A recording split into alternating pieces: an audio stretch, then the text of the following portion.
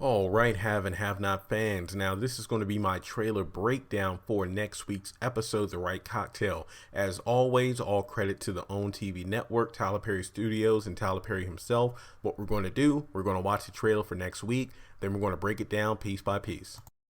God is not to blame for the evil things that people do or the bad things that happen to us. Things are gonna get better. I promise you they will. Oh, Hannah, you shouldn't make promises you can't keep. Prepare yourself. I'm falling for you, David. We have a situation. Get to my room right away. I'm not yours. The most intense, heart-pounding must-watch live or it will be ruined season is just getting started. I'm gonna get back at you. I'm gonna take care of you real good. Tyler Perry's The Haves and the Have-Nots. All right, and that was the trailer for next week's episode, The Right Cocktail. And to be honest, I don't think we have too much to talk about because I remember the little sneak peek during the end credits of this week's episode. It seemed a bit lackluster, but I guess the saying is true, less is more. Maybe that means this episode has more in store for us than what the trailer itself showed, but let's go ahead and break it down here. For the actual trailer itself, we're going to talk about the trailer, and then we'll talk about the end credit sneak peek we got in His Eyes.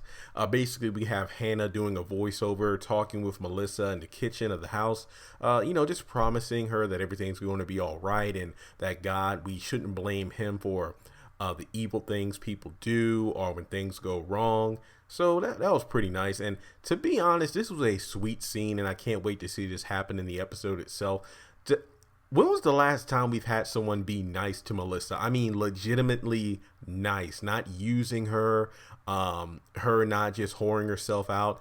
And to see her smile, I mean, to me, that's almost as good as when we saw Hannah happy during her date with Derek. So I really am looking forward to this sweet scene here. Then we have Erica talking about how I'm falling for how I'm falling for you, David. And I have a video talking about that very subject.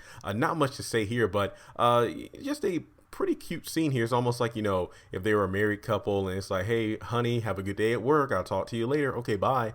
And, David was on his way. And I'm guessing this is to go pick up his son from jail. Well, Jeffrey, he's going to pick him up from jail. And my other question is, where is Jeffrey going to go once he gets out of jail? Interesting, because remember, Jeffrey actually met Erica for a very brief period of time. This was back when Candace still had her house. I think Erica showed up just as Warlock was leaving.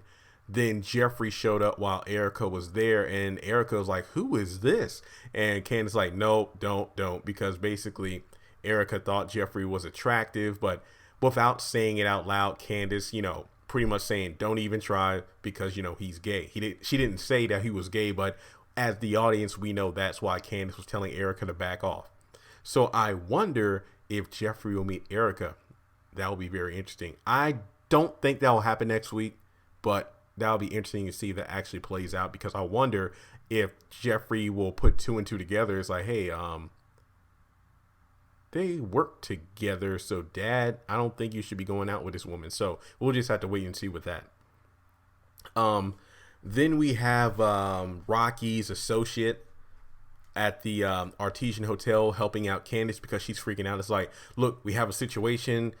Did Rocky train you for this kind of thing? And he's going to come to help her out. It looks like they're going to dump a bucket of water on Oscar to try to wake him up, but that apparently doesn't work.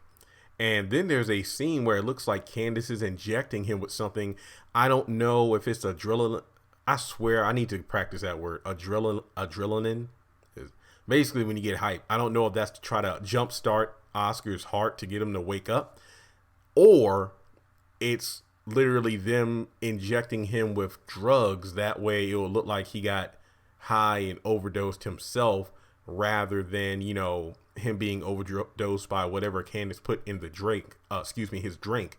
Because I'm guessing Candace saying that they needed help with the situation. I'm guessing this situation is this guy looks like he is on the verge of death or dying. So let's make it look like a drug scene where Oscar drugged himself. And that was that. Because I do believe Oscar was the one that paid for Candace's room for like a month. And I forgot if he said if he paid it under Candace Young's name or if he paid for it himself. So basically, Candace can leave the scene pretty much scot-free. We'll just have to wait and see how that plays out.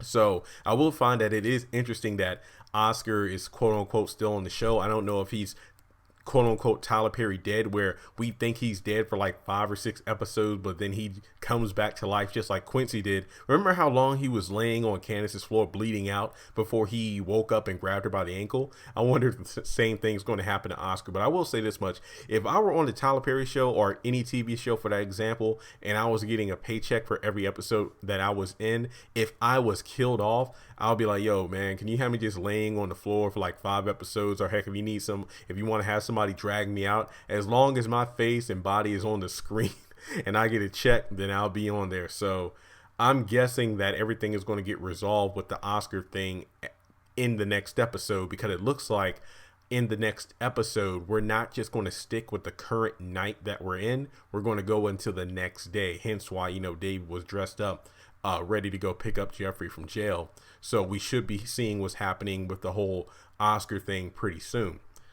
Now, let's see. Moving on from there, we have Jim looking like he's freaking Scrooge McDuck, where he goes swimming in the money bin. It looks like he's all happy throwing money up in the air, but Gia doesn't seem too involved. I don't really know what's going on with that.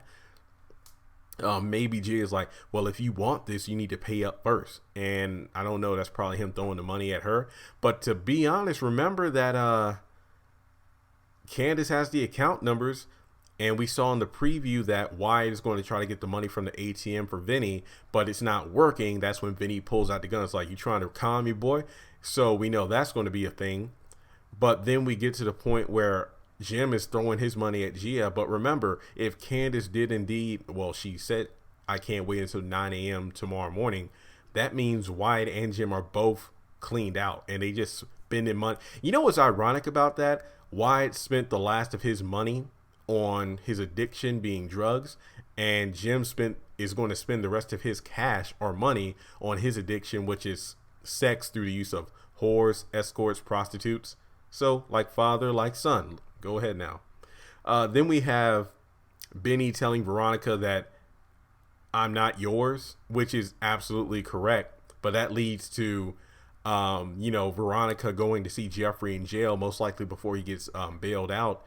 And David comes to pick him up to sign some sort of like contract, which I believe is some kind of agreement where if you testify, then we'll lock him up. Probably her way of teaching Benny a lesson is like, look, you know what? You pulled a David on me, so I'm going to get revenge on you and you're done for. So basically, if Jeffrey agrees to sign the contract, which I hope he does not. I hope he doesn't. Because he will probably sign the contract, which will lead to a whole new level of issues for him to deal with, when if he just sits in that jail cell, he'll get picked up by his dad and he'll be done with Veronica. Because she threw out Melissa, not knowing if she's pregnant. We don't know. Let's just assume she's not pregnant by Jeffrey's baby.